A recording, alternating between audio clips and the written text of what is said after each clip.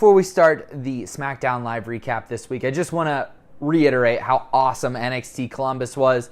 Yes, I bought a solo cup. Yes, I bought an armband. And I don't care if I'm 26 years old.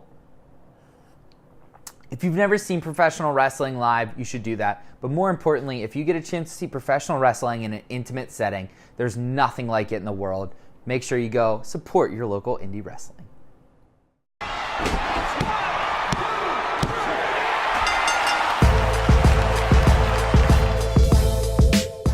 Gather on marks and welcome to the Go Home show of SmackDown Live as we skid into the last stop before we head down the road to WrestleMania. From Thoughts from the Bench, I'm your host, Josh Elsass. SmackDown Live was really good this week. Wrestling was really good this week. Raw was good. SmackDown was good. 205 Live was good. Mixed Match Challenge was great. NXT hasn't happened yet. New Japan was good. ROH was good. Impact was good. It's just independent wrestling makes me happy, and that's why I like talking about it. So let's jump right into the show that we're all here to recap SmackDown Live. First thing I want to talk about this week, the opening segment. Charlotte Flair and Ruby Riott face-to-face in the ring before their match at Fastlane for the WWE SmackDown Women's Championship. Sometimes matches get the connotation of being a spot fest. Well, this was a promo fest. That should be a t-shirt! Both wrestlers cut it up. First off, Charlotte, reigning supreme as always, just saying that it has nothing to do with her last name. It has everything to do with her, and that she's earned the spot that she's in. Very John Cena-esque.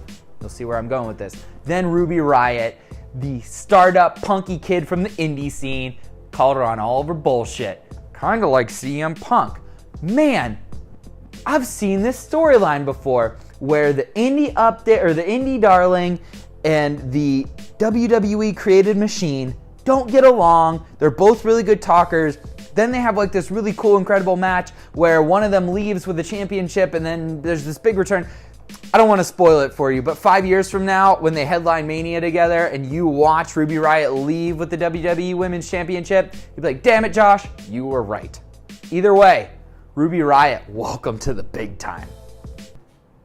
Hi. Woo. Oh. Sorry, That's 2 days in a row she's ruined one of these. Why you gotta film so late?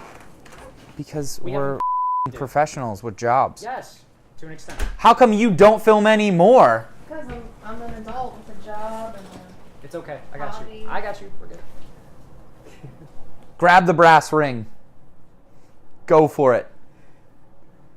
This is all going in the show. Yes, it is.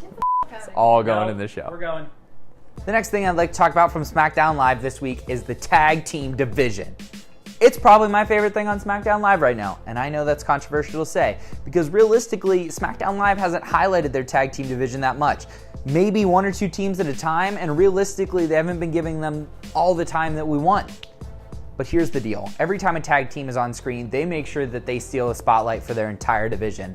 And this week, even though a tag team didn't make an actual appearance on the show, we had one awesome video package that recapped the intense rivalry between the New Day and the Usos. First thing it did for me is it gave me old memories of the Usos, who were this really great in-ring team, but never really were anything but a sideshow almost, with the singing and the dancing and the What it did for me was make me not just love the Usos, but really make me appreciate how far they've come as a tag team.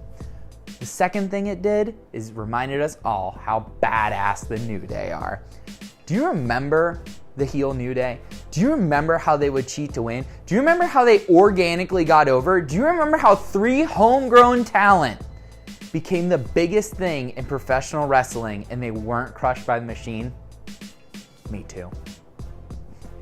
Either way, this rivalry is heating up at the perfect time as they head into Fastlane for what is going to be, I'm sure, one of Big Dave's 5-star matches.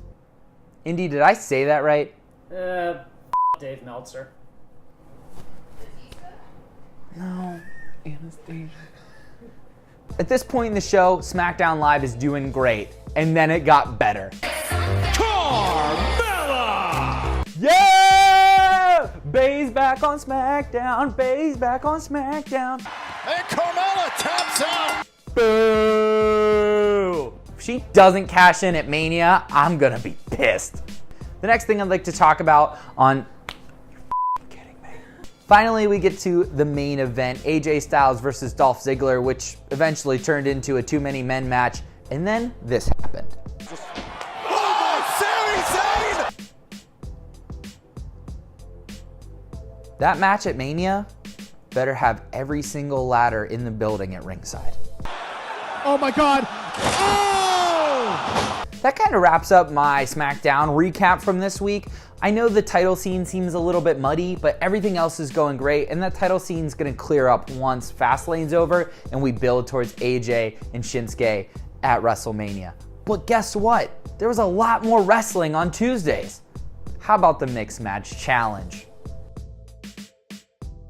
Hold on, I have to cut in front of the camera.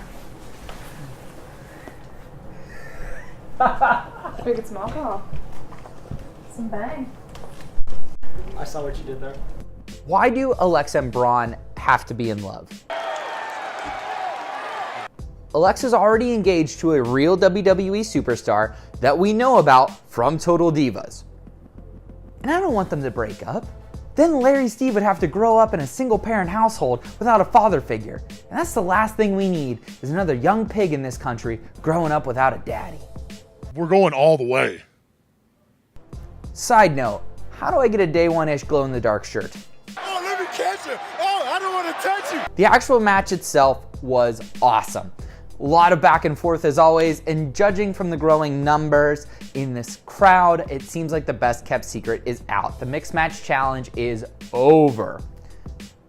The match concluded with Braun and Alexa going out on top as they stare down the barrel of Asuka and Miz in the next round.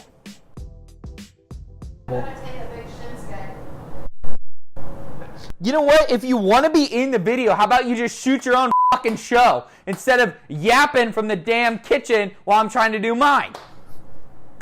What? And finally, let's wrap up this week's recap with 205 Live. The rejuvenated show is peaking as we head into WrestleMania. This week we found out that Drew Gulak hasn't opened up Microsoft Word in weeks. Gasp. Drew Gulak faced off against Mark Andrews in the quarterfinals matchup. Drew Gulak is the best thing on 205 Live. He can make an arm hold look like the calf crusher. Mark Andrews also had a really strong performance as he's continuing to cement himself in the puzzle of 205 Live moving forward. This matchup was great. Both guys looked really strong at the end of it, but Drew Gulak will move on to the semifinals.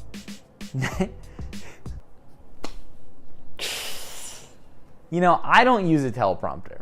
I just want everyone to know that other people in this fucking little network use a teleprompter and I don't. Maybe I should. I can't read. Next, Drake Maverick would pair Tozawa and Atami together as they took on a pair of jobbers. This seems to be the beginnings of the rumored tag division inside 205 Live. If that's where they're taking the show, I just have one question. Can the Revival get down to 205? The final matchup on 205 Live was Chicago's own. We're going to Chicago. Mustafa Ali versus the best kept secret Buddy Murphy. Apparently Buddy Murphy's being body shamed every week at weigh-ins by Drake Maverick, so that's kind of weird. Keep it. But at least he got a free shirt out of it this week.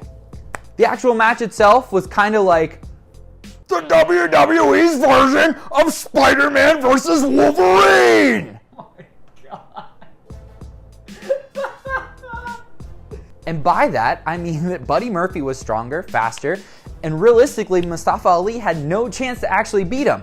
But everybody's favorite rope crawler used his cunning and wit to defeat the muscle-laden Buddy Murphy to move on to face Drew Gulak in the semifinals. That matchup will be perfect. Well, that wraps it up for me this week, Marks. As always, make sure you follow, like, subscribe on all of our different social media platforms. We're on Instagram, Twitter, Facebook, YouTube. We're not doing Vero because nobody's doing Vero anymore. Thank God. Also, all my Instagram and stuff are at the bottom of the screen. Make sure you follow along with me as I sometimes just go to Columbus for fun to go see NXT, and you should have wanted to see it with me.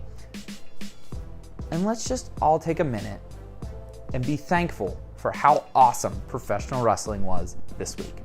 Have a great week, folks. I bring the swag like nobody can.